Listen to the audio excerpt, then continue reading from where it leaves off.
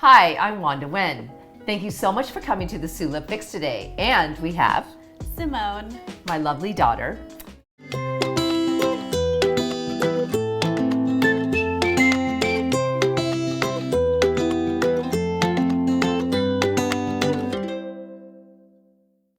We are going to show you a lovely project on how to make gift bags. And this is particularly very useful when you have odd-shaped gifts. And it's also close to Valentine's.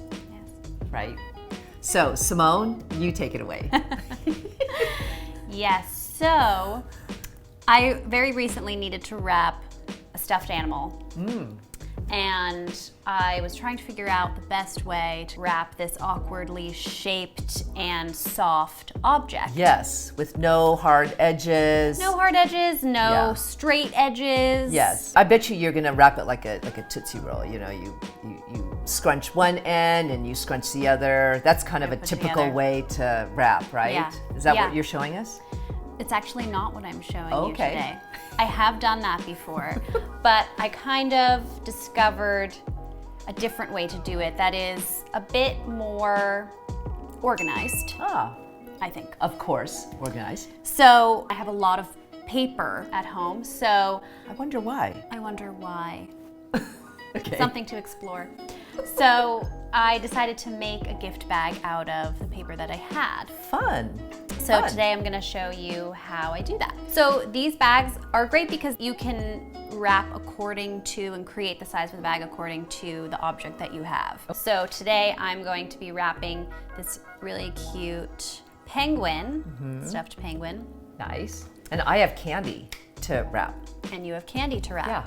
So this is also a great way to kind of package maybe a collection of candy that you might want to give to someone or another kind of dry good. And this can really be used for anything. I mean, I've used this technique to wrap food items that I'm gifting, like a box of chocolates with a caramel sauce next to it, right? And I wanted them to kind of be together. So this is like a modernized gift basket. Yeah. And there are a lot of ways that you can customize it. Nice. All right, I'm excited.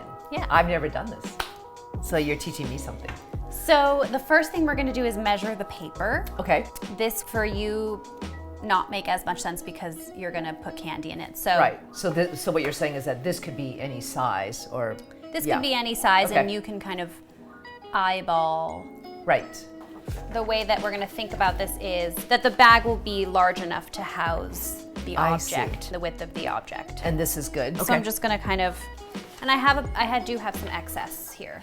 So I might cut some off so that I don't have too much. So you're leaving about what, like 3 inches of overlap? Is that, it seems about like. 3 inches of overlap. So I'm gonna cut this tail off. Right. I'm just gonna kind of make a crease so that I know where to cut. Should I do that on my side? I think I should. Okay, so. There's a pair of scissors for you.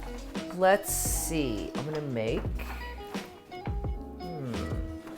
How much candy you do want to give? Do you want to Well, exactly. So.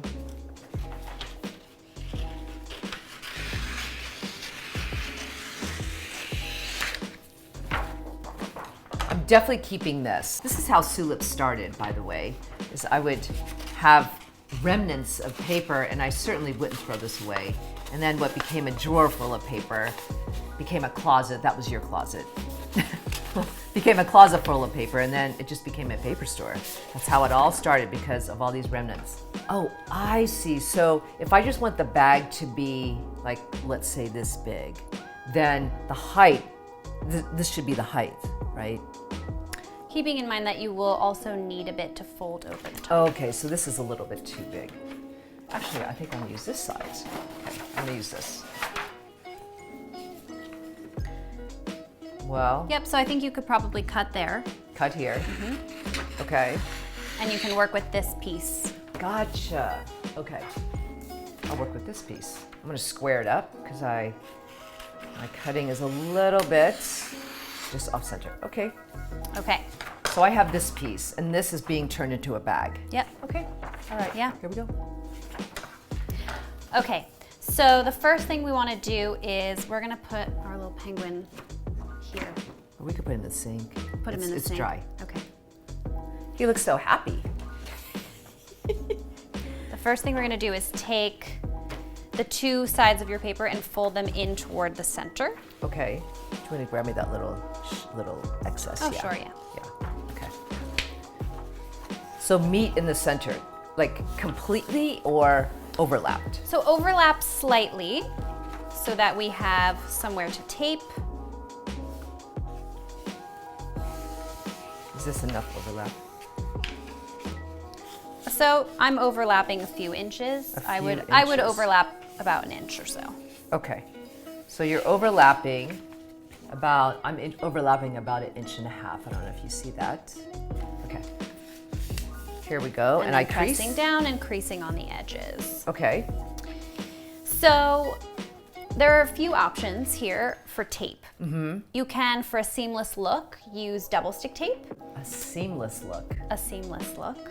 Should I get the double stick tape? I'm gonna grab the double stick tape. Hold on. Keep going. Or I personally love to use a decorative tape or a wide packing tape. Yes. Not a clear packing tape, but a masking craft tape colored tape. I love this color masking tape. It's kind of a utilitarian. Yeah, Yeah. totally. I love it. Okay. And I also like the size of it. And I like that it's kind of a wide piece that you can see. So Is it's it really like 2 inches. That's about 2-inch width, right? Yeah, it's about 2-inch width. So it's really up to your own preference. Right. For a larger wrap, I might use the wider tape. For something this size, I might go with a smaller tape or the double stick. Okay. I'm gonna use double stick tape, so you'll see. I'll use the wide mask. Okay. So we tape. So then you tape down the seam. And I tape it in the center because we're going to leave a little bit at the top to fold down and a little bit at the bottom to make our base. Okay, so I shouldn't have the tape go all the way to the end. So for the double stick tape you can because it'll can. fold easily and it'll be fine. But for Okay. the masking tape, I'm gonna just keep the strip right in the center. And I'm gonna cut it so I have a clean edge. This is like creating on the fly for me. I have no idea what I'm doing, but I'm just following instructions. So here I have one side taped down. Darling, I love that. That paper I love. It actually looks great with your dress and everything. So Yeah, cool. we're all Okay. coordinated. Okay. Right? So this is good? That's good. Okay. So I'm just gonna make sure this is going to fit. So I just wanna make sure that I'm still on the right track. Okay, now we're gonna make the base. Okay. So you start by folding up the bottom. Uh-huh. How much about? So it depends on how wide you need the base, I see. right? So for Okay. me, I'm gonna need it about as wide as this stuffed animal. I'm just gonna make mine about 1.5 inches. So I'm folding up. So you fold up and then crease. Okay. And then you have this kind of opening Pocket, here, yeah. this pocket. Uh-huh. You're gonna open it up Right. and starting at one corner, Okay. kind of folding it in, I like that. creasing. Reminds me of origami Yes. techniques. Yes. And then the same on the other side. I love it. It's so satisfying. Folding it in and creasing so then you have a shape kind of like this. Right? Yes. Okay. So now you have these two flaps. Right. You're going to fold them in towards each other so that they overlap slightly. But the key is to overlap the ends. The key is to overlap the ends slightly so that you can tape them. You can tape the whole base and it will be secure. secure. Right. Right. And then I'm going to do the same on the other side. Okay. So I have this.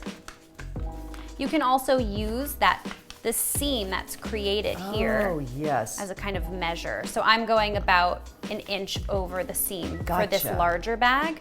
Right. I love Right? that. And then creasing the Okay. edge. Okay. I got it. Beautiful. So, and then again, using the tape to seal the base down, I'm gonna use a piece of masking tape. So I'm using double stick tape. So I'm just putting double stick tape on the flap that overlaps.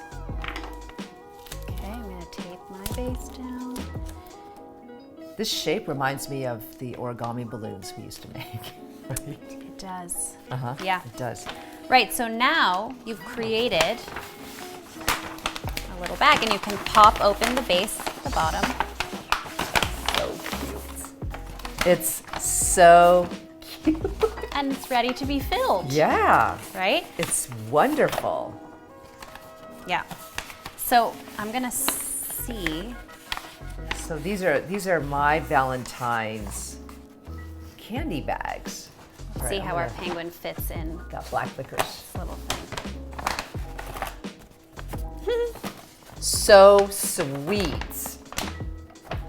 Right, a perfect little house for our penguin. What are you putting in yours? Black licorice. Beautiful. I really kind of want to eat some, but if I eat some now, there'll be black licorice on my teeth, and then Anna back there will not be happy. Okay, I got it. Okay, great.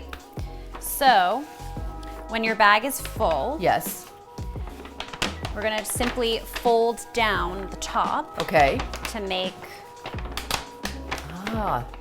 Just fold to across. close it. Just fold across. So mine is a little bit, I'm actually gonna make the fold first Oh, right. without Okay. the penguin in there. I personally prefer to have an envelope looking Oh, edge Okay. versus this long Right. flat edge across. right. So It's a little more elegant. it's a little bit more elegant. So I might either fold it in on itself so it's not a raw edge, or fold in the corners so it creates. Nice. So it looks I don't know. more Would finished. It looks more finished. Yeah. Would you call this kind of a like An envelope shape. an envelope shape? Yeah. Yeah. Like you're just creating an envelope shape. Right. Really nice. Yeah, I love it. Beautiful. Beautiful. So I'm going to stick my penguin in there. Okay. And now you're ready to tape that down. Tape it down. Yep. My double stick tape. Let's get our little friend in here. Sweet. These are so cute. So cute. So your bag is finished and Yeah. you can now add some details. How do we secure this? With ribbon? You can secure it with ribbon. I would suggest using a hole punch Okay. So I'm gonna use to a hole thread it punch. through. Okay, so I just have like I think this is a 1/4 inch hole punch. I'm gonna hole punch 2 holes. Okay, and then thread. I got of course I want this all color coordinated, so I had this ribbon that is black with a little bit of gold, and we will thread this from the back side into the front side.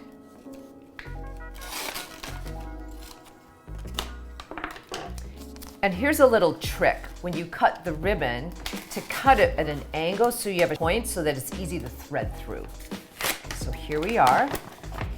And I actually got these tags. These are called social nod cards, and these are engraved in black on a beautiful thick ecru paper with a gold edge. The detail is sublime on these.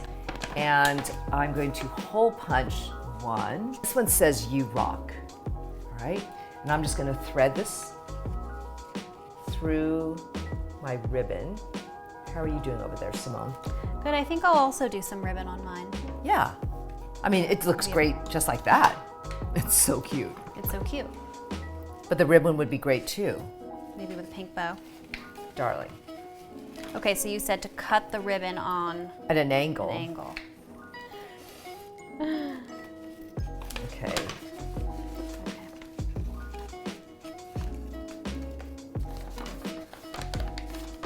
I love that paper. This one? That paper we actually import at Sulip from Germany, and it's silk screened. But there's so much paper out in the market. I'm making confetti. You're making Out of this. confetti. You can even take plain craft paper and maybe potato stamp some images or keep it plain. Okay, so here I am. This one is going to be really cute. Well, that explosive flower pattern is darling. Okay, here we are. I love that masking tape, Simone.